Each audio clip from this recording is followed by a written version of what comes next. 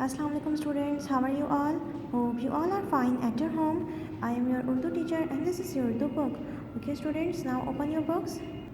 Okay students, this is your page number 40. ठीक है, आपके पास क्या है? आपके पास तफ़हीम है। आपने क्या करना है? आपने बहुत अच्छे तरीके से तफ़हीम का मुताला करना है और उसके बाद तफ़हीम की मश्क को हल करना है। ठीक है, अब हम इसकी मश्क देख लेते हैं। आपने सबसे पहले तफ़हीम को पढ़ना है और फिर उसकी मश्क को हल करना है। ठीक है, हमारे पास पहला सवाल है, आम को फलों का बादशाह क्यों कहते हैं? ठीक है, आपको तफ़हीम के अंदर से जवाब मिल जाएगा कि आम को फलों का बादशाह इसलिए कहते हैं क्योंकि इसे लोगों की अक्सरियत पसंद करती है। ठीक है, आम किन ममालिक का कौमी फल है? ठीक है, आपको यहाँ तफ़हीम में ये भी मिल जाएगा कि आम पाकिस्तान, भारत और फ़िलिपाइन का कौमी फल है। ठीक है, आम की चंद मशहूर इक़साम जो है वो भी आपको यहाँ पर मिल जाएंगे। आप फिर इसमें से जो है वो लिख सकते हैं।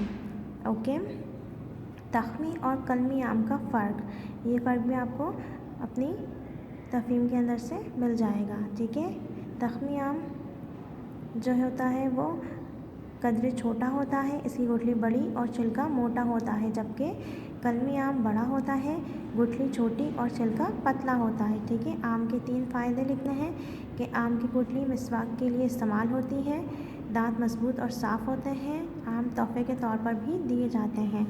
नेक्स्ट है आपके पास, पाकिस्तान के कौन से इलाके आम की पैदावार के लिए मशहूर हैं? मीरपुर ख़ास पंजाब आम की पैदावार के लिए मशहूर है। ठीक है, आम गुठलियों के दाम, इस ज़रबुल मिसाल का मतलब बयान कीजिए। तो इसका मतलब क्या है? आम खाओ, गुठलियाँ ना गिनो। ठीक है, फिर है आपके पास सही गलत। आम का इस्तेमाल इसके पकने से भी पहले शुरू हो जाता है। सही। आम की 4 ख़ास किस्में हैं। गलत। ज़हीरुद्दीन बाबर ने अपनी खुद नोशत में आम की तारीफ़ की। गलत। अमेरिका का कौमी फल आम है। गलत। कलमी आम बड़ा और तख़मी आम छोटा होता है। सही। Okay students, now come to the next page. Okay, this is your page number 42। आपने करना क्या है? आपने कहानी लिखनी है। ठीक है, यहाँ पर आपको इशारे दिए गए हैं जिनकी मदद से आपने अपनी कहानी लिखनी है। इन इशारों को आप अपने जुमलों में इस्तेमाल करेंगे तो आपकी कहानी बन जाएगी। पहला है आपके पास इशारा, एक बकरी का प्यासा होना, कुएं में गिरना, पानी पीना, नहाना फिर निकलने में नाकाम होना, भूखे शेर का गुजरना, बकरी की तारीफ़ करना, शेर का बाहर निकालना, बकरी की खुशामद, शेर से ताज़ा हम हो जाने का कहना, शेर का सोना, बकरी का भाग जाना। ठीक है, आपने क्या करना है? आपने इशारे दिए गए हैं, आपने अब अपने जहन में इन इशारों की मदद से कहानी बनानी है और फिर आपने कहानी को अपने सफ़े के ऊपर लिख देना है। जिस तरीके से कैसे हम बना सकते हैं कहानी कि एक बकरी बहुत ज़्यादा प्यासी थी। ठीक है, उसे एक कुआं नज़र आया तो वो कुएं में पानी के लिए पानी पीने गई तो वो कुएं में गिर गई, लेकिन कुएं में गिरने के बाद उसने अपना पानी पिया, वो उसने नहा भी लिया, लेकिन फिर जब वो कुएं से बाहर निकलना चाह रही थी तो वो फिर उसमें नाकाम हो गई। वहीं से फिर एक भूखा शेर गुज़र रहा था। ठीक है, उसने सोचा कि क्यों ना मैं आज बकरी का शिकार कर लूँ। उसने क्या किया कि पहले बकरी की तारीफ़ करना शुरू कर दी और फिर शेर ने बकरी को बाहर निकाल दिया। ठीक है, बकरी ने कि उसने बहुत खुशामद की शेर ने।